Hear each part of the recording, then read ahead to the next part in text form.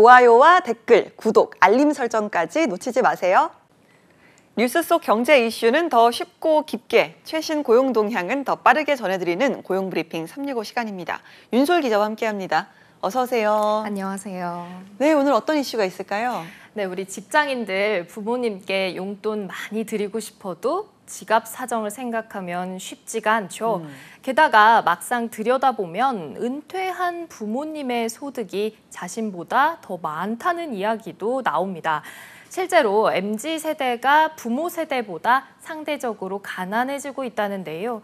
어떻게 된 일일까요? 청년들은 또 이대로 괜찮은 걸까요? 이슈픽에서 짚어봅니다. 예. 자, 월 평균 소득을 비교를 해봤을 때 실제로 부모 세대와 어느 정도 차이가 나는 걸까요? 네, 통계청 조사를 한번 보겠습니다. 올해 1분기 가계동향 조사 분석 결과를 한번 보면요. 세대주가 39세 이하인 가구의 월 평균 소득은 487만 원이었고요. 같은 분기 60세 이상 세대주 가구의 월 평균 소득은 355만 원이었습니다. 두 세대의 소득 차이는 1.37배였는데 역대 가장 적은 격차를 기록한 겁니다. 예, 60세 이상은 이제 초고령층까지 모두 포함을 합니다. 그러다 보니까 은퇴자가 더 많지 않습니까? 네, 그렇습니다. 그래서 이 60세 이상의 월 평균 소득액이 다른 세대보다 적은 게 일반적인 경우입니다. 그런데 해마다 세대별 월 평균 소득을 한번 비교해 보면 이 격차가 줄어들고 있는 겁니다. 특히나 다른 세대에 비해서 MZ세대를 비교하면 지금 세대가 상대적으로 낮은 소득 수준에 있습니다. 예, 그러니까 은퇴한 고령층도 이렇게 소득이 늘어나는 건데 그동안 청년층의 소득은 줄어든 거네요? 네, 맞습니다. 지난 2019년과 10년 전인 2009년을 비교해 보면 39세 이하 가구의 월 평균 소득은 1분기 기준 25.7% 늘었습니다. 같은 기간 60세 이상 세대주 가구의 월 평균 소득은 54.8%가 늘었고요. 이 기간 40대 가구의 월 평균 소득 증가율은 41%, 50대는 52%를 기록했습니다. 예, 그러니까 많게는 정말 2배 가까이 차이가 나는데요. 세대별로 따져봤을 때 이렇게 청년층의 소득 증가율 둔화가 상대적으로 더 두드러지는 이유, 이건 왜일까요? 네, 2019년부터 4년간 49세 이하의 월 평균 소득이 15.1% 늘어나는 동안 60세 이상은 32.5%, 4050 세대는 19% 넘게 증가했기 때문입니다.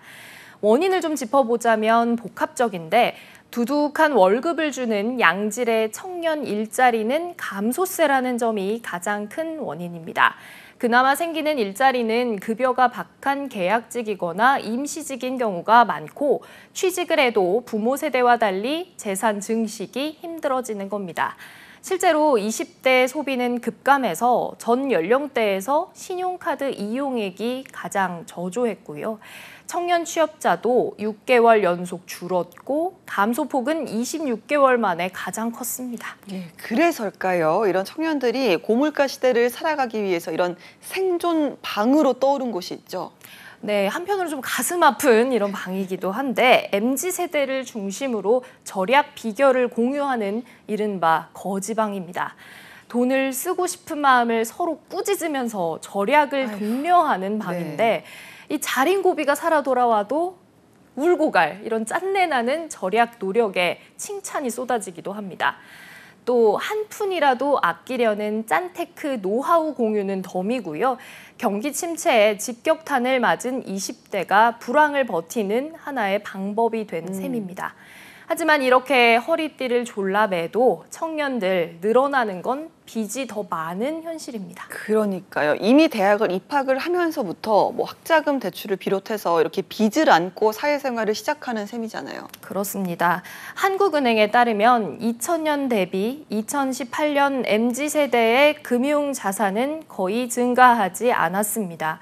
대신 총 부채는 4.3배가 늘어서 X세대나 베이비부머 세대보다 2배 이상 부채가 많았습니다. 실제로 부모보다 가난한 자녀 세대가 점차 현실화하고 있다는 건 이 인식에서도 함께 드러나는데요. 한 여론조사 기관의 지난해 조사 결과를 보면요. 한국인의 60%가 자녀 세대는 지금보다 더 가난할 거라고 답했습니다. 2013년 이뤄진 조사에서는 같은 응답 비중이 37%였는데 10년 사이 부정적인 응답이 더 많이 늘어난 겁니다. 그렇군요. 자, 앞으로는 이런 상황이 좀 나아질 수 있을까요? 네, 전문가들의 답변을 한번 살펴보는 게 도움이 될 것 같아요. 1인당 GDP로 따졌을 때 부모보다 가난해지진 않겠지만 소득 수준이 기대에는 훨씬 못 미칠 수밖에 없는 현실이라고 지적합니다. 이전 50년은 실질적인 소득이 30배 증가한 세계적으로도 유례 없는 기간인데 앞으로의 50년은 2배 정도에 그칠 거란 이유가 가장 큽니다. 결국 청년층은 낮은 임금, 결혼과 출산 저하로 이렇게 연결이 되고 이런 영향이 경제 성장률 저하로 이어질 수밖에 없어서 악순환이 계속된다는 겁니다. 네. 그래서 이제 최근에는 캥거루족이라고 하죠. 나이가 들어도 이 생활비를 줄이려고 독립을 좀 포기하고 부모님과 함께 사는 이런 청년들이 굉장히 좀 많이 늘었다고 하더라고요. 네, 예전에는 독립을 꿈꾸는 친구들이 참 많았는데 요즘에는 제 주변에도 이 캥거루족들이 참 많습니다. 네. 지난 3월 조사를 한번 살펴보면요. 부모와 함께 사는 캥거루족 청년들의 절반 이상이었습니다. 57.5%가 부모와 함께 산다고 답변을 한 건데요.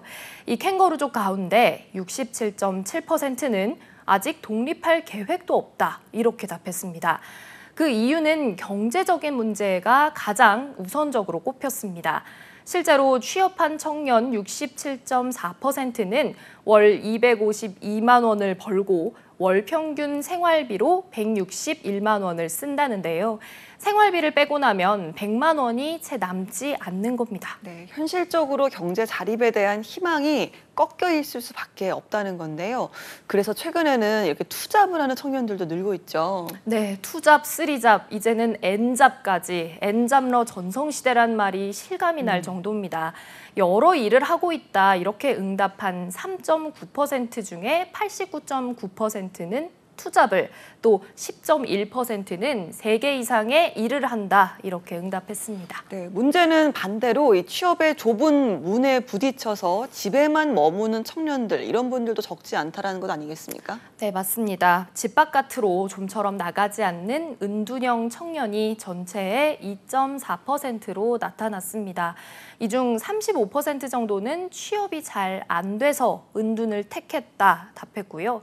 인간관계와 학업 중단 등의 이유가 그 뒤를 이었습니다.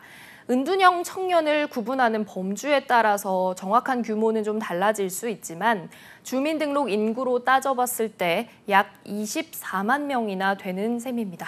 그렇군요. 자, 이런 상황이다 보니까 청년들의 삶에 대한 만족도도 낮을 수밖에 없을 텐데요. 어떻게 나타났습니까? 네, 힘겨운 취업 준비나 사회생활 때문에 청년들의 정신 건강이 참 우려되는 상황입니다. 삶에 대한 만족도와 행복감은 10점 만점에 7점을 채 넘지 못했습니다. 또 이 사회에 대한 신뢰감은 5.2점에 머물렀습니다.